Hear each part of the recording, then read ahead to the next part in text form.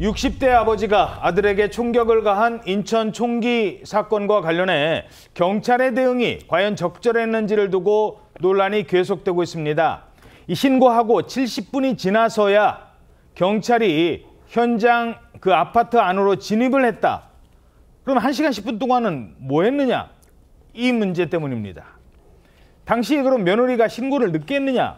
그것도 아니래요. 신고는 상당히 빨리 했다고요? 그렇습니다. 범행 발생 1분 만에 즉각적으로 신고를 했던 것으로 알려지고 있습니다. 신고는 며느리가 안방으로 대피해서 이제 경찰에 신고를 했고, 시아버지가 남편에게 총을 쐈다 이런 내용이었기 때문에 코드 제로가 발령이 됐습니다. 코드 제로는 가장 위급한 상황 때 발령되는 부분인데요. 그리고 10분 뒤에 경찰이 도착했다라고 알려지고 있고, 이 도착하기 전에 또 며느리가 추가로 112에 전화를 해서 현관문 열어놨다. 그리고 테라스로도 혹시 사다리가 있으면 들어올 수 있다. 이렇게 진입 방법이나 루트를 공유해줬다라고 알려지고 있습니다. 현관문 열려 있고 테라스로도 들어올 수 있어요. 다 얘기해 줬어요.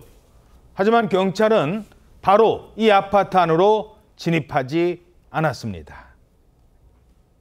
가족들이 안방으로 대피를 한 상태에서 신고를 했습니다. 신고 내용상 이 안에 피의자가 있다고 판단을 할 수밖에 없었고, 그래서 섣부른 진입보다는 추가 피해를 막기 위해서 경찰 특공대를 이제 투입을 기다렸던 상황이었습니다. 자, 그러니까 혹시 모를 추가 피해가 있기 때문에 일반 경찰관들로는 제압을 못할 수도 있다. 물론 총을 갖고 있으니까 그럴 수도 있습니다. 그런데 경찰 특공대가 도착을 하고도 곧바로 진입하지 않았다고요?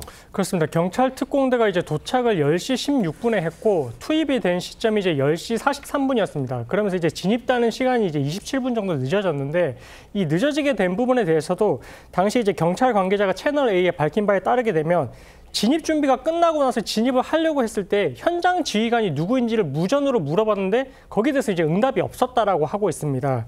그러면서 당시에 이제 지휘를 할 수 있는 경감급의 지휘관이 3명이 있었는데도 불구하고 현장 지휘관을 일단은 정해두지 않은 상태였고요.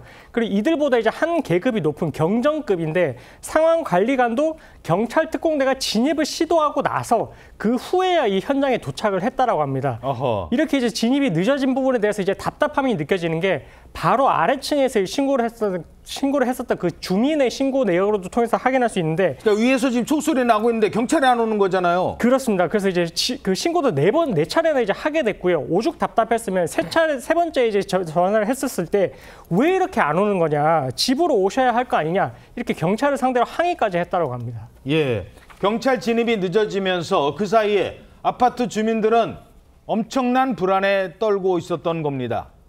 이러는 동안 경찰은요, 피해자 가족, 며느리한테, 아니 며느리는 지금 생명의 위협을 느끼고 있는데 뭐 이런 요구를 했다고 합니다. 어떤 요구를 한 거예요? 이 가해자인 시아버지를 한번 설득해봐라. 그런 요구를 했다는 의혹이 제기가 되고 있습니다. 이게 사실은 정말 말도 안 되는 상황인데요. 예. 지금 뭐 제기된 의혹에 따르면 그렇습니다. 당시에 이제 며느리가 어린 자녀하고 방으로 피신했잖아요. 예. 자기 남편이 총 맞는 거 보고, 그리고 경찰하고 통화를 했는데 이 과정에서 경찰이 이 가해자인 시아버지를 설득을 해서 총 맞은 아들, 그러니까 피해자를 먼저 밖으로 내보내달라라는 그런 얘기를 며느리한테 했다는 그런 의혹이 제기가 된 겁니다. 야. 이게 사실 어떻게 보면 며느리도 본인도 피해자가 될 뻔한 그런 상황이잖아요. 그렇죠. 그런 사람한테 지금 총 들고 있는 시아버지한테 그러니까 그 얘기 좀 해줄 수 있냐고? 네, 설득을, 이게 좀 너무 말도 안 되는 얘기인데 경찰은 이게 오해라고 지금 얘기를 합니다. 이 며느리한테 그렇게 물어본 게 아니라 당시에 출동했던 지구대 직원한테 지금 총 맞은 사람 먼저 구조할 수 있냐, 이 사람을 먼저 내보낼 수 있는지 좀 알아봐 달라, 뭐 그렇게 얘기를 했다는 거예요. 근데 어쨌든 보니까 현장에 있던 직원이 며느리한테 지금 이 시아버지랑 대화가 가능한 상태냐, 그러니까 안 되는 상태다, 그렇게 얘기를 했다고 그래요. 그러니까 이 두 개의 대화를 이어서 보면은 제3자 입장에서 이거 며느리한테 설득을 해달라는 거야? 그렇게 읽힐 수도 있는, 어떻게 보면 그런 상황인 거예요. 예. 그래서 어쨌든 경찰은 며느리한테 그런 얘기를 한 게 아니다라고 하는데, 여러 가지 지연 실종이라든지 이런 문제도 있다 보니까는 이 부분도 이런 초동 조치와 관련된 진상 조사 내용에 포함이 돼 있습니다. 예. 자, 이 60대 남성 어떤 총기 사건만 벌인 게 아니잖아요. 도봉구 아파트에는 폭발물, 엄청난 위력의 폭발물도 설치를 했는데 알고 봤더니 이 사람 포병 출신이었다고요? 그렇습니다. 이 피의자는 포병에서 28개월 동안을 근무를 했다고 진술했습니다.